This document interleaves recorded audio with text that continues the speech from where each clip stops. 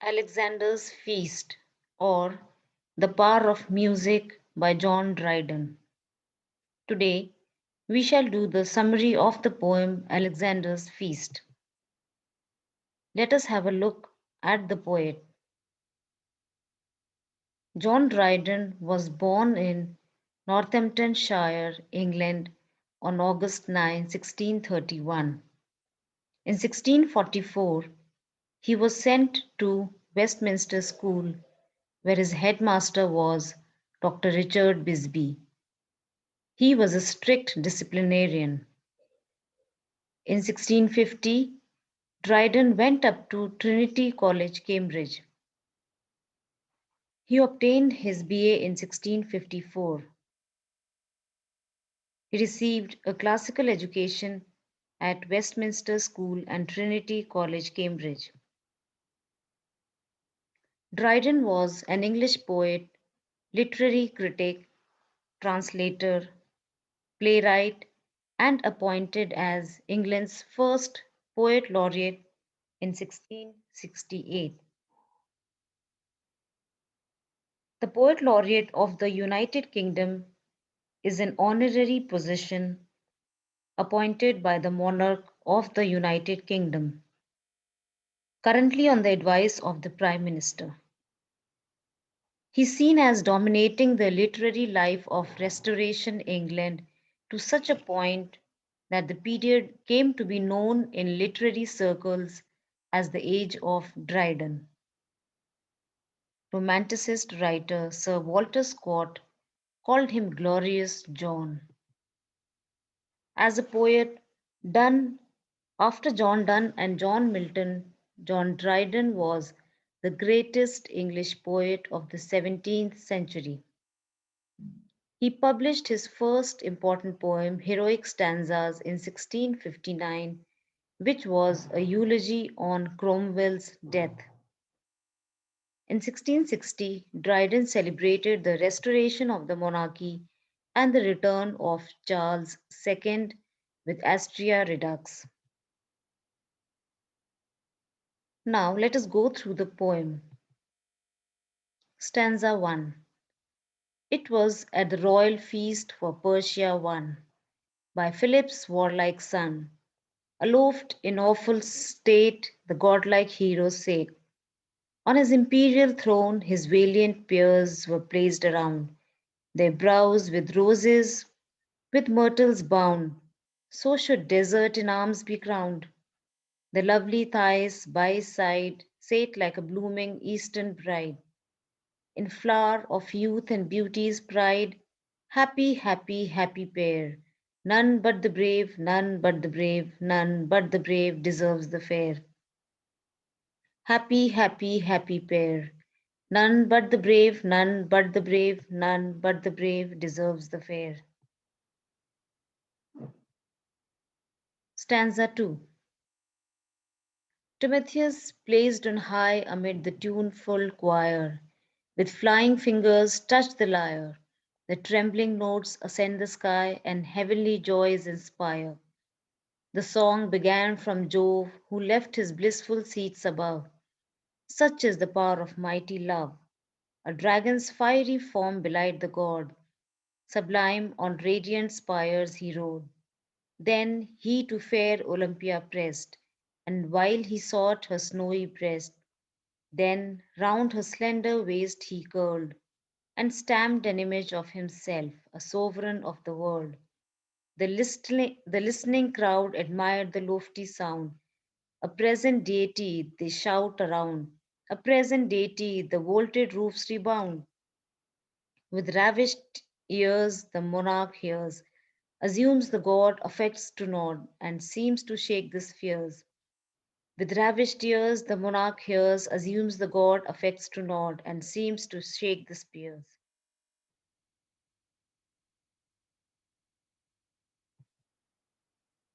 Stanza 3. The praise of Bacchus, then the sweet musicians sung, of Bacchus ever fair and ever young. The jolly god triumph comes. Sound the trumpets, beat the drums, flushed with a purple grace. He shews his honest face. Now give the odd boy's breath, he comes. Bacchus, ever fair and young, drinking joys did first ordain. Bacchus's blessings are a treasure, drinking is the soldier's pleasure. Rich the treasure, sweet the pleasure, sweet is pleasure after pain. Bacchus's blessings are a treasure, drinking is the soldier's pleasure. Rich the treasure, sweet the pleasure, sweet is pleasure after pain. Stanza 4. Soothed with the sound, the king grew vain, fought all his battles over again, and thrice he routed all his foes, and thrice he slew the slain. The master saw the madness rise, his glowing cheeks, his ardent eyes, and while he heaven and earth defied, changed his hand and checked his pride. He chose a mournful muse, soft pity to infuse. He sung Darius great and good, by too severe fate, fallen, fallen, fallen, fallen, fallen from his high estate, and weltering in his blood, deserted at his utmost need, by those his former bounty fed. On the bare earth exposed he lies, with not a friend to close his eyes. With downcast looks the joyless victor sat, revolving in his altered soul the various turns of chance below.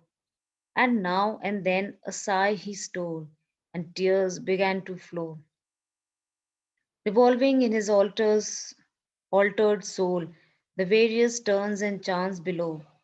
And now and then a sigh he stole, and tears began to flow. Stanza 5. The mighty master smiled to see that love was in the next degree. It was but a kindred sound to move, for pity melts the mind to love.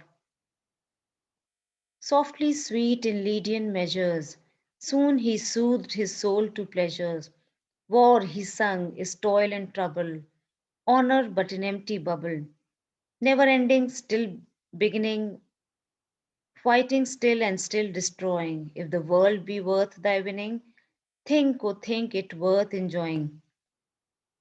Lovely Thais sits beside thee. Take the good the gods provide thee. The many rend the skies with loud applause. So love and crowned, but muse won the cause. But music won the cause. The prince, unable to conceal his pain, gazed on the fair who caused his care, and sighed and looked, sighed and looked, sighed and looked, and sighed again. At length, with love and wine at once oppressed, the vanquished victor sunk upon her breast. The prince, unable to conceal his pain, gazed on the fair who caused his care, and sighed and looked, sighed and looked, sighed and looked, and sighed again. At length, with love and wine at once oppressed, the vanquished victor sunk upon her breast. Stanza 6. Now strike the golden lyre again, a louder yet and yet a louder strain.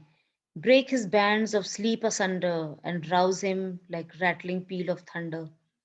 Hark, hark, the horrid sound has raised up his head, as waked from the dead, and amazed he stares around. Revenge, revenge, Timotheus cries. See the furies arise, see the snakes that they rear, how they hiss in the hair, and the sparkles that flash from their eyes. Behold a ghastly band, each a torch in his hand, those are Grecian ghosts that in battle were slain, and unburied remain, inglorious on the plain. Give the vengeance due to the valiant crew. Behold how they toss their torches on high, how they point to the Persian abodes and glittering temples of their hostile gods.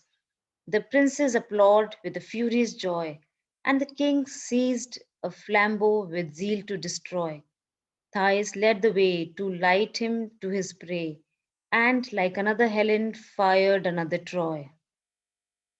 And the king seized a flamboy with zeal to destroy. Thais led the way to light him to his prey, and like another Helen fired another Troy.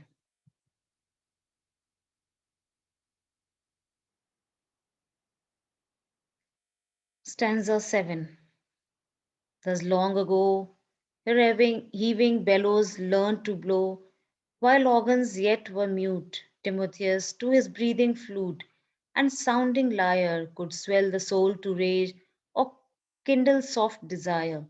At last, divine Cecilia came, inventress of the vocal frame, the sweet enthusiast from a sacred store, enlarged the former narrow bounds, and added length to solemn sounds, with nature's mother wit and arts unknown before. Let old Timotheus yield the prize, or both divide the crown. He raised a mortal to the skies, she drew an angel down. Grand chorus. At last divine Cecilia came, inventress of the vocal frame. The sweet enthusiast from her sacred store enlarged the former narrow bounds and added length to solemn sounds, with nature's mother wit and arts unknown before. Let old Timotheus yield the prize, or both divide the crown. He raised a mortal to the skies, she drew an angel down.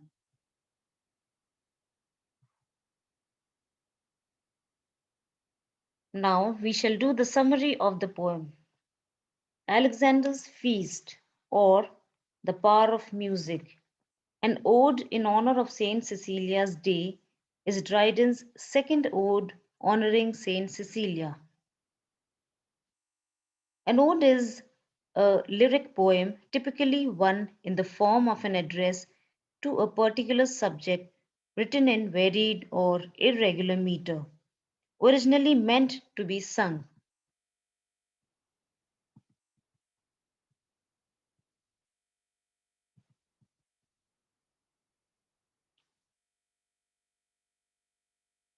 Saint Cecilia was considered as the patron saint of music. The poem's theme, the power of music to move human emotions, is identical with that of A Song for St. Cecilia's Day, written a decade earlier. Both odes are occasional, having been composed at the invitation of the London Musical Society. The second ode, however, is much more elaborate, for Dryden introduces characters and places them within a dramatic setting. The Greeks are celebrating their victory over the Persian.